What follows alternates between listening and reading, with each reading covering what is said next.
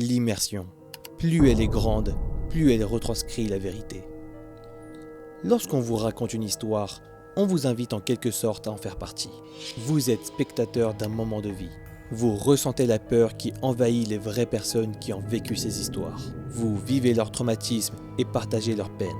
Et ce soir, si vous avez cliqué sur cette vidéo, c'est que vous souhaitez ressentir tout ça. Alors préparez-vous, mettez le son à fond, éteignez la lumière et laissez-vous emporter par ces 3 récits réels et terrifiants.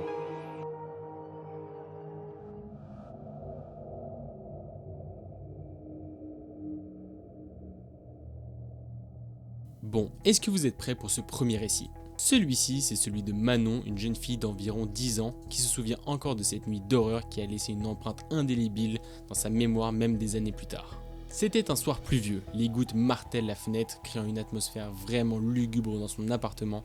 Et en plus de ça, les lumières tamisées ajoutent une touche sinistre à la soirée. En même temps, c'est vraiment pas souvent que l'appartement est aussi vide. Les parents de Manon sont sortis dîner, il n'y a donc que Manon et sa grand-mère qui, il faut l'avouer, est vraiment très silencieuse. Leur appartement qui est situé au dernier étage a une disposition assez particulière. La porte d'entrée fait face aux portes de l'ascenseur et des escaliers de l'immeuble. Et sur le palier, il y a un passage à droite qui mène vers un couloir dans lequel il y a également un escalier. Vous l'avez donc compris, ce couloir est hors de vue depuis la porte d'entrée. Une configuration qui, vous verrez, ce soir-là jouera un rôle crucial dans l'histoire. Et pour cette soirée-là, les consignes des parents sont claires. Ne jamais ouvrir aux inconnus et toujours regarder à travers l'œillet si quelqu'un sonne. Ce soir-là, après le départ des parents, quelques heures vont passer. Et pendant tout ce temps-là, tout est assez tranquille. Manon joue dans sa chambre et sa grand-mère lit tranquillement un livre. Mais au bout d'un moment, la sonnerie retentit soudainement. Confuse, Manon pense d'abord que ses parents sont enfin rentrés. Toute innocente, elle se dirige vers le salon et comprend que sa grand-mère n'a vraiment pas l'intention de se lever pour aller voir. Sentant que c'est à elle de prendre l'initiative et voulant bien faire, elle prend un tabouret pour regarder à travers l'œillet. S'attendant secrètement à voir un visage familier, Manon est complètement surprise parce que d'un coup elle voit une silhouette sombre et capuchée fixant intensément l'œillet. Dans les souvenirs de Manon, cette scène est vraiment ultra flippante. Et ça dure comme ça pendant un long instant jusqu'au moment où le silence oppressant est brisé par la voix hésitante de Manon demandant qui est là. Aucune réponse, seulement le bruit monotone de la pluie. La peur monte vraiment en Manon qui, on vous le rappelle, n'a que 10 ans. Ne sachant pas du tout comment réagir, elle détourne le regard vers sa grand-mère. Dans la pénombre de la pièce, elle peut voir que le visage de sa grand-mère est très inquiet. En tout cas, elle n'est vraiment pas du tout rassurante à ce moment-là. Pire, la jeune fille a l'impression que sa grand-mère sait ce qui se passe alors que Manon n'a pas décroché un mot. Et là, à sa plus grande surprise, sa grand-mère se dirige vers la cuisine et éteint la lumière du salon, plongeant une partie de l'appartement dans l'obscurité. Et c'est là que la peur de Manon augmente d'un coup. Parce que, alors qu'elle s'attendait à tout sauf à ça, elle voit sa grand-mère revenir avec un grand couteau de cuisine. Et la situation devient de pire en pire parce qu'elle tend le couteau à Manon, lui ordonnant avec fermeté de planter le couteau dans le bras de l'inconnu si jamais celui-ci essaye de rentrer. Manon, 10 ans, qui était en train de jouer au logo il y a à peine 10 minutes dans sa chambre, se retrouve soudainement devant la porte de son appartement, un couteau à la main, avec la consigne de blesser l'inconnu posté devant sa porte si jamais il la force. Sa grand-mère, elle, s'apprête à ouvrir la porte pour parler à l'individu. Le silence retombe et l'obscurité de la pièce amplifie les battements frénétiques du cœur de Manon. Sa grand-mère ouvre la porte et l'homme apparaît. Sous le regard inquiet de la jeune fille, la vieille dame commence à parler dans une langue que Manon ne comprend pas, fait des grands gestes puis d'un coup referme la porte. Les mots que Manon ne comprend pas et les gestes expressifs ajoutent vraiment à l'étrangeté de la scène. Manon est complètement perdue face à cet affrontement vraiment bizarre. Une fois la porte fermée, sa grand-mère reprend le couteau de ses mains tremblantes et s'assoit sur une chaise devant la porte. Malgré la peur, la petite fille est beaucoup trop curieuse, elle replace le petit tabouret devant la porte pour jeter un dernier coup d'œil, et l'image qu'elle voit reste gravée dans sa mémoire pour toujours. Cette fois, il n'y a plus un inconnu, mais 2 inconnus, le premier fixant l'œillet comme s'il observait l'âme de Manon, et le second tapis dans l'ombre, presque comme s'il était prêt à agir. Quelques secondes plus tard, le premier inconnu semble abandonner son plan initial et appelle l'ascenseur. Les secondes semblent s'étirer alors que Manon, elle, attend collée à la porte. Puis d'un coup, sortant de l'angle mort, un troisième individu vêtu de la même manière rejoint les 2 hommes. Mais cette fois, Manon voit clairement que lui a un grand couteau dans la main. La peur est à son paroxysme. Manon ne les lâche pas du regard jusqu'au moment où elle voit les 3 individus prendre l'ascenseur et repartir. Et juste après ça, la grand-mère pose son couteau et replonge tout naturellement dans sa lecture. Manon est complètement confuse et perdue, elle ne comprend rien à ce qui vient de se passer et ne sachant quoi faire, elle retourne tout simplement dans sa chambre pour attendre ses parents. Et en fait, depuis, elle n'a jamais reparlé de cette histoire, ni à ses parents, ni à sa grand-mère. Des milliers de questions trottent dans sa tête depuis ce jour. Qui sont ces personnes? Est-ce que sa grand-mère les connaissait? Quelles étaient les intentions de ces 3 individus? Et pourquoi ils ne sont pas rentrés lorsque la porte était ouverte s'ils étaient vraiment mal intentionnés? Peut-être qu'un jour Manon aura les réponses à ces questions, mais en attendant, cette histoire reste l'une des plus mystérieuses qu'elle a jamais vécues.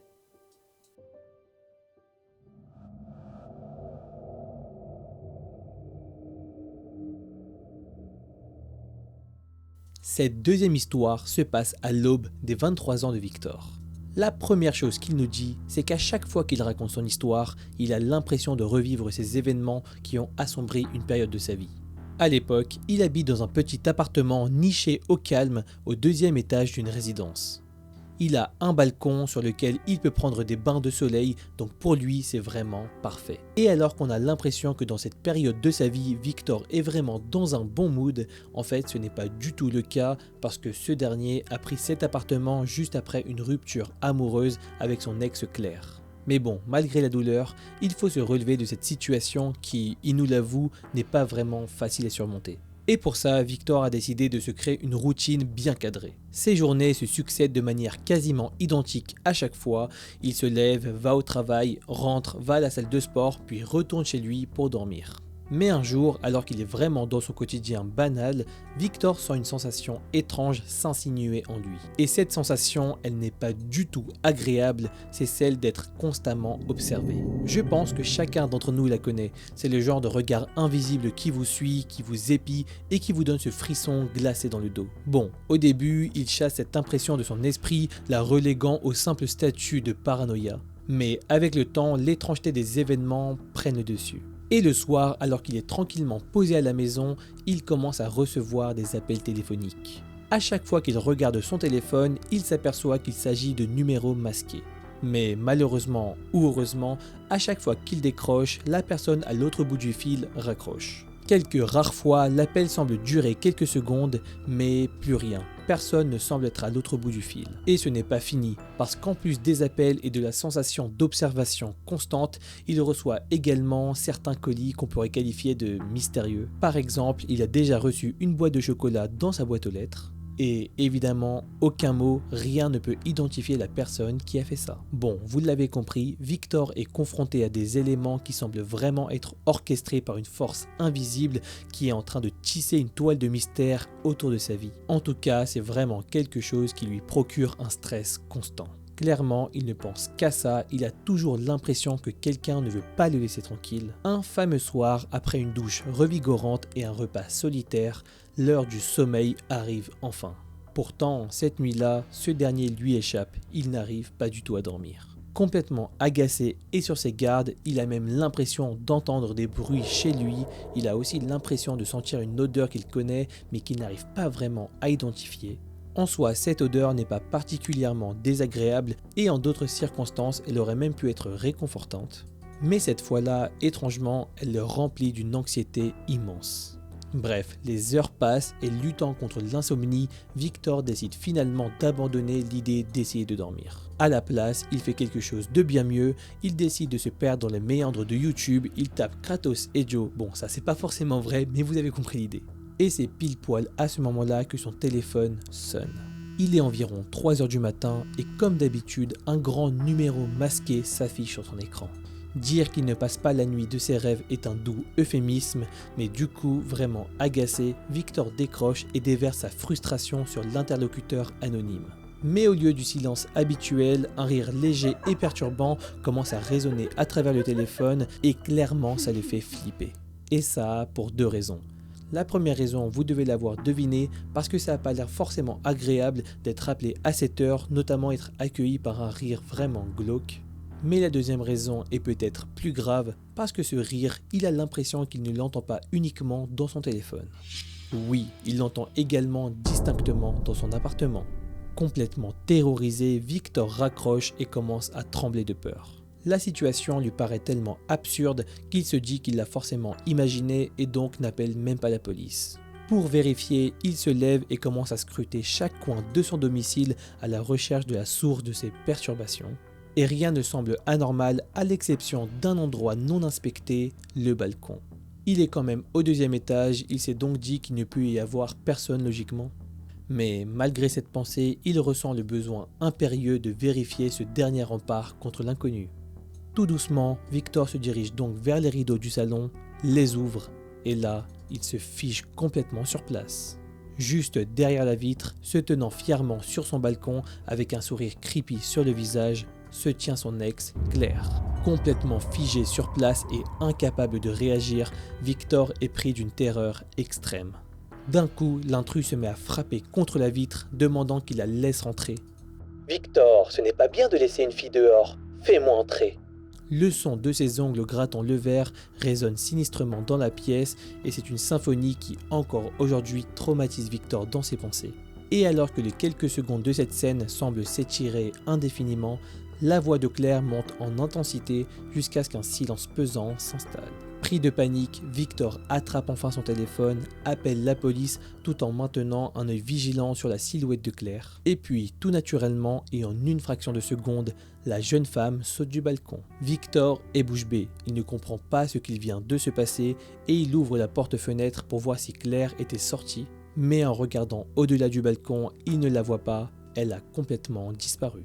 Bref, après ça, la police arrive et tout comme Victor, ils sont perplexes quant à la manière dont elle a atteint le balcon. La police a retrouvé des traces de pas et de la boue sur le balcon, ainsi que la trace sur le sol de la jeune femme qui avait sauté pour repartir. Depuis ce jour, complètement terrorisé, Victor a déménagé, changé de numéro de téléphone, cherchant le plus possible à reprendre une vie normale. Mais malgré tout ça et malgré tous ses efforts, un message énigmatique, reçu plusieurs mois plus tard d'un numéro inconnu, continue de hanter ses nuits. Je ne t'ai pas demandé si les chocolats étaient bons.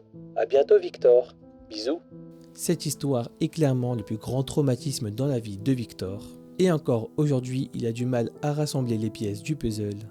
Et ce qui est sûr, c'est que cette histoire et ce traumatisme le suivront encore longtemps.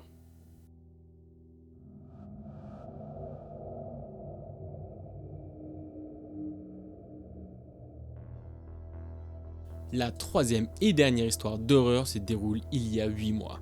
Eloane, habitante d'une petite ville traversée par des voies de chemin de fer, décide de se promener aux alentours de la gare. Pour la présenter un peu, Eloane ne nous dit pas grand chose sur elle. Tout ce qu'on sait en gros sur elle, c'est qu'elle a à peu près 18 ans et que de base, c'est une personne habituellement sereine. Et tout ça, ça nous emmène un soir de semaine alors que l'horloge indique environ 22 h. La nuit se déploie lentement et enveloppe la ville d'une grande obscurité. À ce moment-là, Eloane est de sortie et décide de se balader tranquillement autour de chez elle. Et en fait, il faut savoir qu'elle habite juste à côté de la gare de la ville. Mais à cette heure-là, il n'y a vraiment personne dans les rues, même autour de la gare, et c'est justement exactement ce qu'elle recherche. Elle n'a pas vraiment d'objectif, tout ce qu'elle veut c'est s'aérer l'esprit et franchement ça lui fait énormément de bien. Mais alors qu'elle est paisiblement en train de marcher, tout d'un coup sa tranquillité est brisée par l'apparition d'une femme. Pas de salutation, aucune politesse, juste une demande abrupte. Comment se rendre à Paris ? Bon, c'est une question plutôt banale, mais sans savoir pourquoi, cette question éveille instantanément un sens de l'alerte chez Eloane. Alors qu'en plus ça ne va pas du tout avec son caractère parce que comme on l'a dit au début, elle est de base très peu stressée, mais là dans cette situation elle ne peut s'empêcher de trouver cette rencontre dérangeante. La scène se déroule près de la gare, dont les alentours sont plongés dans une semi-obscurité, parsemée de lampadaires qui projettent des ombres inquiétantes un petit peu partout. Les rails réfléchissent faiblement la lueur des lampes, créant une ambiance à la fois mystique et inquiétante. Quoique peu rassurée, Eloane, décidée à aider cette jeune femme malgré tout, lui indique le chemin pour prendre le train à la gare voisine. Bon, pour elle, la conversation est tout naturellement terminée et donc elle commence à s'éloigner en lui disant au revoir, mais la femme n'en a pas terminé, elle la rattrape avec une insistance déconcertante. La gare est à 10 mètres, l'entrée est bien visible, mais la dame persiste et demande à Eloane de l'accompagner. La demande est hyper étrange, d'autant plus que l'entrée de la gare est vraiment très proche. Dans l'incompréhension, Eloane pointe l'entrée du doigt, mais la femme insiste. Et alors qu'elle a l'air d'être à court d'arguments, d'un coup elle met sa main sur son ventre et dit d'une voix plaintive qu'elle est enceinte. Elle lui dit qu'elle a vraiment mal au ventre, qu'elle va peut-être faire un malaise d'un moment à l'autre et qu'elle a vraiment besoin d'Eloane. La situation devient vraiment de plus en plus bizarre. Bienveillante mais prudente, Eloane propose d'appeler les secours si c'est vraiment à ce point-là, mais la femme refuse catégoriquement. Elle ne sait vraiment pas pourquoi, mais la jeune fille n'est pas du tout à l'aise. En plus, elle se rend compte en regardant son téléphone qu'elle n'a plus que 5% de batterie. Et comme si ce n'était pas assez, un détail subtil mais crucial éveille l'instinct de survie d'Eloane. L'étrange femme est en train de trembler et elle a les mains vraiment moites. En fait, c'est comme si elle était vraiment stressée, mais pas parce qu'elle est sur le point de faire un malaise, plutôt comme si elle n'était pas seule et qu'elle devait vraiment se dépêcher. En plus de ça, elle a les yeux rouges, révélateur d'une potentielle consommation de substances peu recommandables, bref, tout ça est vraiment trop bizarre. Instinctivement, Eloane refuse en se justifiant qu'elle a un emploi du temps très serré, mais la femme insiste encore, mais cette fois elle s'énerve de plus en plus. Préférant la prudence à la politesse, Eloane décide de partir, laissant la femme derrière elle. Mais d'un coup, un sentiment de culpabilité envahit Eloane. Et si elle était en fait vraiment enceinte et qu'elle avait vraiment besoin d'aide ? Comme une espionne, la jeune fille effectue un demi-tour et prend une décision assez particulière. Elle se camoufle dans un buisson dans l'obscurité et observe la suite des événements. La femme qui l'avait abordée est toujours au même endroit et elle regarde partout autour d'elle, comme si elle cherchait encore Eloane. Après quelques minutes d'attente, la jeune fille tapie dans l'ombre voit la femme se diriger tout à fait normalement vers la gare. Mais ce qu'elle va voir par la suite va la terroriser. Alors que la femme arrive vers les portes de la gare, elle voit deux hommes surgir de celle-ci pour rejoindre la femme. Premièrement, il n'y a pas d'autre entrée dans la gare, ce qui signifie que les hommes étaient là dès le début. Et deuxièmement, les hommes ne sont pas du tout habillés normalement. Les deux hommes sont tout en noir et portent des cagoules. Et en plus de ça, ils ont tous les deux un grand sac à dos chacun. Les trois individus discutent quelques secondes regardant autour d'eux et après ça, ils se mettent à trottiner vers une rue adjacente dans laquelle se trouve une voiture. Une fois arrivés à celle-ci, les deux hommes ainsi que la femme entrent dedans et s'éloignent dans l'obscurité. Eloane est complètement choquée, elle comprend en ayant vu cette scène que si elle avait suivi la femme dans la gare, elle se serait très certainement faite kidnapper. Bien entendu, premier réflexe, Eloane appelle la police, raconte toute son histoire, mais malheureusement elle n'a pas vu la plaque d'immatriculation de la voiture. Depuis ce jour-là, Eloane a énormément de mal à faire confiance aux inconnus qui l'entourent et c'est très triste, mais au vu de son histoire on la comprend. Et toutes les nuits avant de dormir, elle ne peut s'empêcher de repenser à cette femme qui avait fait semblant d'être enceinte pour derrière gagner sa confiance et la faire kidnapper. Bon, vous voici de retour dans un safe place, on est complètement d'accord, cette dernière histoire est absolument choquante et d'ailleurs elle est tellement choquante qu'on décide de briser un petit peu le tabou et de vous parler de cette plante qui est dans notre décor depuis si longtemps. Tu fais ça là, tu l'introduis aujourd'hui là. Voilà, il fallait que vous le sachiez, voilà, détendez-vous, on est loin des histoires bien sombres, il fallait qu'on vous l'introduise. Vous connaissez maintenant Huguette, franchement moi je voulais faire ça pour la 200e vidéo, mais ok. N'hésitez pas à dire bonjour à Huguette dans les commentaires. N'hésitez pas à lui réserver un super accueil et plus sérieusement vraiment cette troisième histoire est absolument horrible. C'est vraiment une espèce de procédé de tueur en série de récupérer des personnes comme ça qui sont un petit peu vulnérables et un peu jeunes et on ne peut que redouter ce qui se serait passé s'il avait été prise. En tout cas, gros big up à Eloane qui a vraiment eu un bon flair. Et à Huguette. Non, franchement, un gros big up à Eloane qui a du coup bien flairé le truc et qui s'est échappé d'une grosse situation quand même, juste par son instinct au final, parce qu'elle n'avait pas vraiment de preuves concrètes que quelque chose de mal allait lui arriver. Donc franchement, GG à elle, n'hésitez pas à lui dire GG en commentaire parce que franchement, elle le mérite. Force. Et d'ailleurs, on en parle de cette deuxième histoire parce qu'elle est aussi super flippante. Clairement, s'il y en a parmi vous qui ont vécu des ruptures difficiles, peut-être que ça vous fait un petit peu peur, mais ne vous inquiétez pas. Normalement, en tout cas, on l'espère, ça ne devrait pas arriver. C'est quand même super exceptionnel ce genre de situation et d'ailleurs faut être carrément chelou pour faire ça, on ne sait pas vraiment quelles étaient ses intentions ni s'il y a du neuf depuis, en tout cas on espère que tout est arrangé. En tout cas, si vous avez apprécié la vidéo, n'hésitez pas à nous mettre un petit commentaire juste en dessous là, ça fait toujours plaisir. D'ailleurs, n'hésitez pas aussi à liker la vidéo, c'est comme ça. Super important. Exactement, c'est comme ça qu'on peut savoir si vous avez vraiment apprécié la vidéo et en plus de ça, on va être honnête avec vous, ça nous aide énormément. Donc, il ne faut pas le négliger, c'est hyper important, ça vous prend vraiment littéralement 0,5 secondes. Donc, n'hésitez pas à le faire. 0,37. Ouais, il y a vraiment moyen. Il y a une étude qui est sortie, je crois, apparemment. Donc, n'hésitez pas à le faire, ça nous fait hyper plaisir. N'hésitez pas à nous mettre un petit message en commentaire et à rejoindre les réseaux sociaux qui s'affichent juste là. Donc, sur Insta, TikTok, il va y avoir beaucoup de neuf bientôt. Donc, n'hésitez pas à le faire, ça va être très cool. Vous pouvez également appuyer sur ce bouton s'abonner, c'est complètement gratuit, on vous promet, si ce n'est pas déjà fait évidemment. N'hésitez pas également à appuyer sur la cloche pour être notifié de toutes les prochaines sorties de vidéos. On sait qu'il y en a pas mal d'entre vous qui ont des problèmes de notification, donc voilà, ça peut vraiment régler les soucis. Et d'ailleurs, vous l'avez peut-être vu, mais on a également ouvert un compte Spotify, donc un podcast, où vous pourrez retrouver quelques temps après les threads d'horreur qui sortent sur notre chaîne, mais également les autres concepts qui se prêtent bien à ce format purement audio. Donc voilà, si à un moment vous voulez écouter ce podcast tranquillement juste avant de dormir, n'hésitez pas à y faire un tour, on vous met le lien en description. En tout cas, nous a été un plaisir de vous raconter ces 3 histoires. C'est... Moyen. Huguette, en tout cas, elle a kiffé. Elle a kiffé. Évidemment, je rigole, il est tard, Bien voilà. entendu. Je suis en train de partir en roue libre, j'espère que vous Que vous ne lui en voulez pas, c'était Kratos, Huguette et Joe. Et on se dit à la prochaine pour une nouvelle vidéo. Ciao. Et c'est une fin de tournage complètement en roue libre. J'hésite même à la refaire. Est-ce qu'on la refait? Non. On la refait pas. Vous êtes beau. Là, tu te lèves pour rien parce qu'on refait. Et c'est une fin de tournage. Je m'appelle Kratos. C'est vrai. Et tu t'appelles Joe. Pas très original, beaucoup moins original. Ok, introduction du thread numéro 137. Ici, on a Joe. Attends. H1. Joe, épisode 137. Histoire 2 du thread numéro 137, il me semble. Ok, histoire 2. Ah, c'est le moment où il faut être drôle là. C'est le moment où il faut être drôle parce qu'il y a 0 moment drôle.